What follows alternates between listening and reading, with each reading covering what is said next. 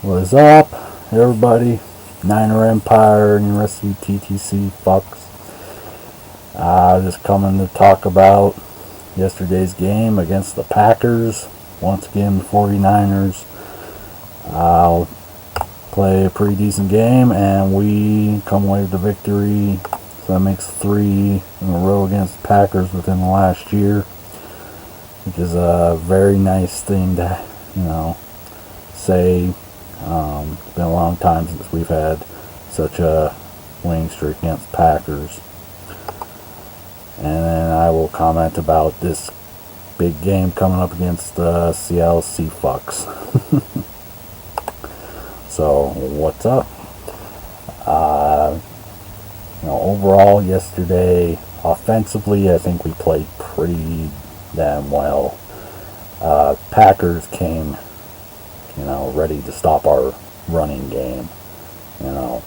That's what they game planned for. But I don't think they were expecting to see quite the passing that Colin Kaepernick brought. And you people need to realize something. You're going to see a lot more of this. You're going to see Kaepernick having 300-yard passing games, and I don't know about so much of the ever like the read option. He's gonna it's all he can do is run and stuff. I disagree. He can do that too. That's what makes him so dangerous. You're probably gonna see this year more passing out of Kaepernick than the run, because everyone is gonna try to game plan for him running, and that's fine. We'll throw all over your asses then. So, we saw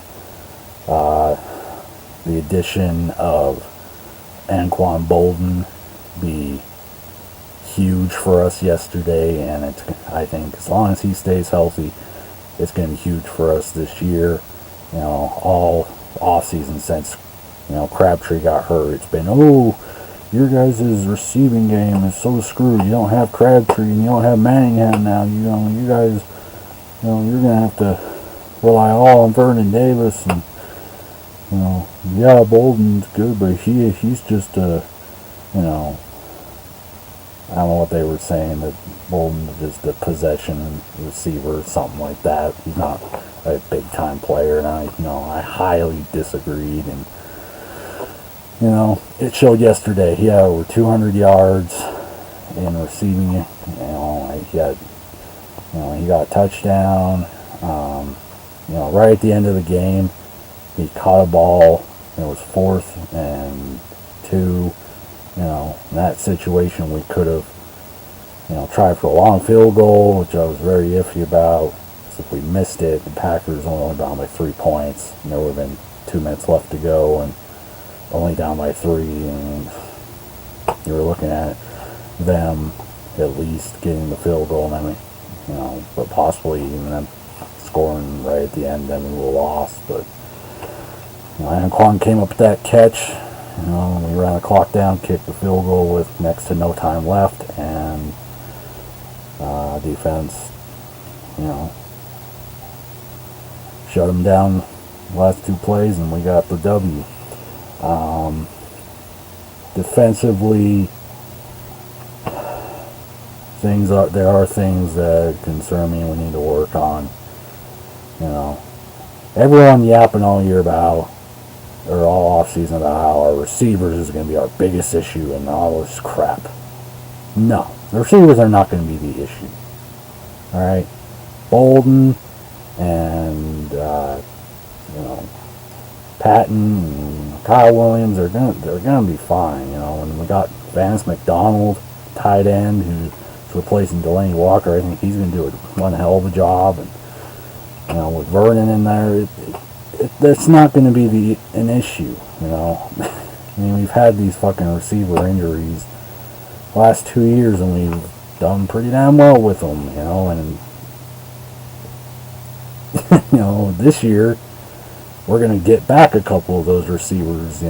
Manningham, I think, is come back in October, and then Crabtree's supposed to come back at some point in November. So we're going to be getting those guys back. It'd be nice if we could, have a season where we have our receivers healthy. So it's not going to be, an issue. The issue that we can have is in our passing game. You know, our corners. They gave up a lot yesterday. Aaron Rodgers, I know. That guy, fuck throw the ball. He's going to get his. You know, he threw some passes there that were, quite frankly, nothing the fucking corners could have done. But, you know, you guys, you know, towards the end of last season, that's where our problems were coming, was in the passing game. I mean, we need to see more out of you. You know, Carlos Rogers, and Brown, and Oswan, and, you know, whoever else. You guys need to step it up.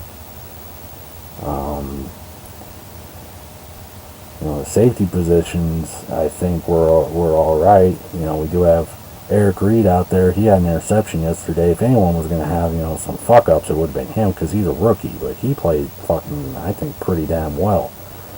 You know, he was making some fucking hard hits, and, you know, he was all over the field. He was always in on those plays. So I'm damn happy with Eric Reed right now.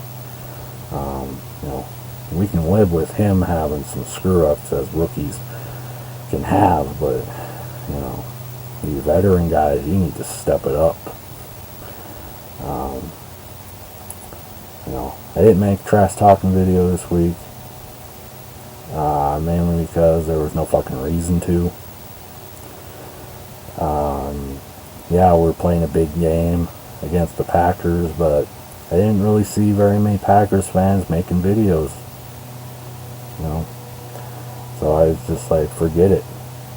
You know, I talk once in a while with these Packers fans. I mean, there's kind of a rivalry there, and over our playoff battles of the 90s and stuff, but just, you know, I mean, first game of the year, you know, win or lose, it's, you know, nothing to, you know, get too overconfident about, or over worried and like, fuck, you know. So, you know, we'll see. But I mean, quite frankly, I think the NFL should have saved this game for later on in the year when the teams are in mid-season form, because that's, you know, it was one hell of a game yesterday, don't get me wrong, you know, but I think, you know,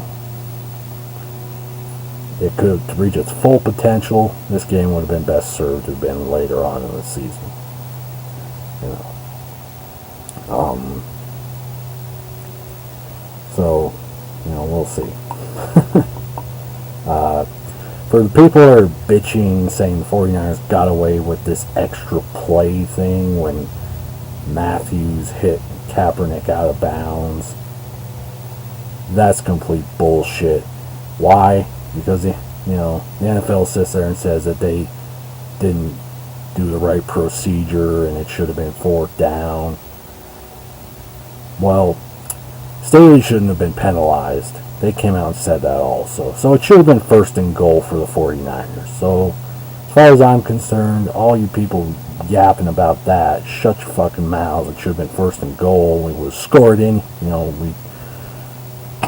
would have scored anyways. You know. So at the end of that, you know, and the fucking Packers were getting away with holding calls all fucking game, and you know, there were a lot of ticky-tack 15-yard penalties they were giving to the Packers. You know, sorry, the referees couldn't save you guys again. You know, I remember watching the playoff game from last year, and they were giving the Packers a whole bunch of ridiculous calls, and, you know, I don't know, but you guys did not get screwed out of anything. You just fucking lost. You know, it was one hell of a game. Get over it. So, yeah. And, well, here we go with the Seattle game. Switching gears here for a moment. You know, all off season, been hearing from the Seattle fans is how they expect that we're just going to step aside and let them take the division title. How we're just going to step aside and let them run all over us, you know, come this Sunday night. This, all this BS about how the game from December of last year in any way factors into this upcoming game, for them to just roll over us. I don't see how they expect that to happen again. For two very good teams to expect that to happen again is complete BS. Honestly, you think that the Niners players are not, in any way pissed off about what happened last December when they came up there and played bad and we had a bunch of injuries and shit that went down in that game? I'm pretty sure they want to come back up there and fucking smash you bitches in the face. These Seattle fans are extremely overconfident. They think it's a for sure thing that they're just gonna stomp our, run over us like we're not, a team to worry about, that, we can't, there's no way the Niners could come up there and win, even though we have won up there as recently as, not last year, but the year before. That's the thing with the Seattle fans. They think they're invincible for some fucking reason. I know you won all your games last year at home, but you fucks are not invincible. So, how are we going to come up there and win? Well, I'm sure you're going to probably try to game plan our run out. So we're going to have to throw the fucking ball. And that, I believe Kaepernick will get the ball, to Bolden and Davis and Williams and Patton and everything, and McDonald, and it'll be alright. And Gore will get his shit going. It's going to be probably, the defense is saying where the game's going to go. If our defense, plays bad, the game could lead into the Seahawks' favor. But I do not expect there to be a blowout either way. Your Hawks fans should not figure that either. It's going to be a hell of a game. We're going to be ready to go. I think last year we came off, we played New England the week before. We got one huge victory there. We had to fly all the way back from the East Coast. And towards the end of the year, we could have been, worn out pretty bad. And, that may have factored into it. I don't know. I'm not making excuses. That may have been the case. That may have not. We did not play good when we played last year up in Seattle, period. I expect us to come out and play a hell of a lot better this time. Does that mean we will? No, but I expect it. We should come out and be able to fight for this fucking game, because this is a big game.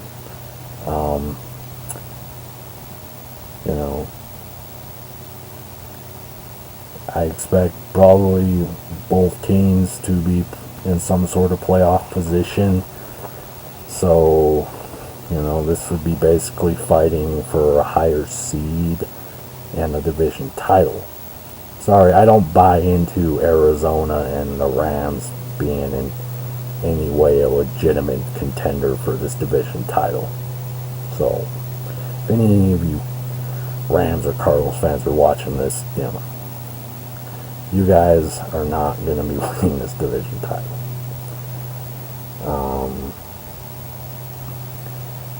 So, we'll see what happens.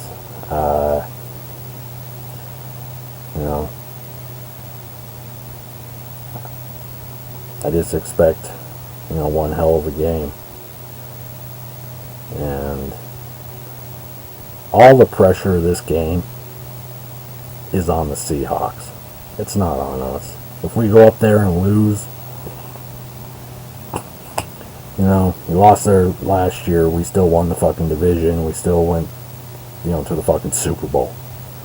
I mean, You know, if we split the series again, you know, I'm good with that. You know, if we were to lose up in Seattle and then beat you guys later, we play in December at Candlestick, you know, because you guys, you know, you sit there and yap about how you're so invincible at home. Well, you guys are way different on the road, and you guys come down to Candlestick and you play like shit. So, you know, it's all on you guys. You guys are the ones that can't lose this fucking game. We win this game. This puts a stranglehold on you guys. You know, this means we're fucking, you know, clearly in the, you know, the front of the division, and sends a clear message. You know, people want to put these power rankings together and have the Seahawks above us. And why were they doing that? I've seen. Well, because they had questions about our receivers. Well, I hope you fucks learned your lesson yesterday. You shouldn't have any fucking questions about our receivers. You know, ESPN, so-called geniuses, you know, all these so-called experts that think they know football, and Anquan Bolden just put on one hell of a show. So, this is getting long. It's probably be my only video. I'm only making videos for the big time games. This is one of the big ones. So don't expect one for the Colts. Yes, they are a very good team, but I don't know any fucking Colts fans on here. So what the hell's the point? You know, yeah, it's Harbaugh versus Andrew Luck, but we only play them once every 4 years, 3 or 4 years. So, you know, it's not a rival game, and, you know, there's no Colts fans on here. But I will probably make a post-game video for this game against Seattle. You know, and then we'll go from there. Will I make a game bid for the Rams week 4? I don't know. We'll see. So I'm out of here. Go Niners. One, you know, great victory. Overall, you know, we'll say this for the Packers. You know, the Packers came and played one hell of a game. You know, they played us a lot better than they did in, you know, the playoffs last year. But it wasn't enough. We got the W. We rightfully got the W. And we'll see what happens from here. I'm out. Go Niners.